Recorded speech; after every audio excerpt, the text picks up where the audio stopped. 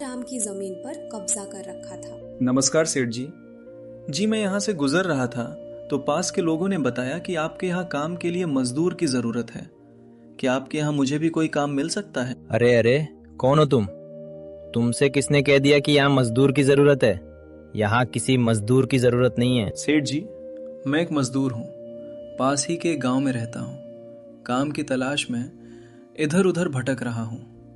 हर दिन कहीं ना कहीं काम मिल जाता है, बस उसी काम को करके अपना पेट पालता हूँ। कभी खेती कर लेता हूँ तो कभी कोई मजदूरी। सेठ जी, मैंने तो सुना है कि आप लोग इस गांव के सबसे बड़े जमींदार हैं। आपके पास बहुत सारी जमीन है, इसलिए आपके यहाँ हमेशा मजदूरों की जरूरत रहती है।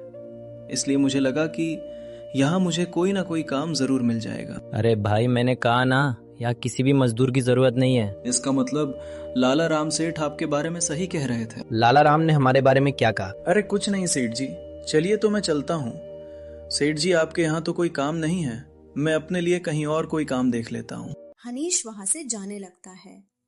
तभी जगत विनोद ने हनीश को रोककर यह पता लगाने के लिए बोलता है कि लाला राम ने हनीश को उन लोगों के बारे में क्या बताया है। अरे भाई, इधर आओ, शायद तुम्हारे लिए हमारे पास एक काम है। हनीश तुरंत उनके पास चला गया और बोला, धन्यवाद सेठ जी, बताइए क्या काम है।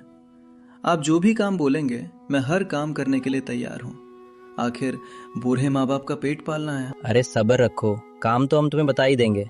पहले ये बताओ कि लाला राम हमारे बारे में क्या कह रहा था? सेठ जी, मैं पहले लाला राम सेठ के यहाँ काम करता था, पर वो बहुत ही कंजूस और बदतमीज आदमी है। मैं उनके यहाँ दिन रात मेहनत करता, पर इतनी मेहनत करने के बाद भी वो मेरी सही मजदूरी नहीं देता था।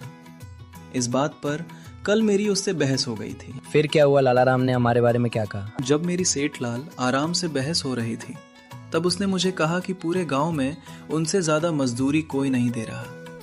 तो मैंने गुस्से में कह दिया कि गांव के सबसे बड़े जमींदार जगत सेठ और विनोद सेठ सबसे अच्छी मजदूरी देते हैं, इसलिए उनके यहाँ हमेशा काम करने वालों की भीड़ रहती है। हाँ भाई, बिल्कुल सही कहा था।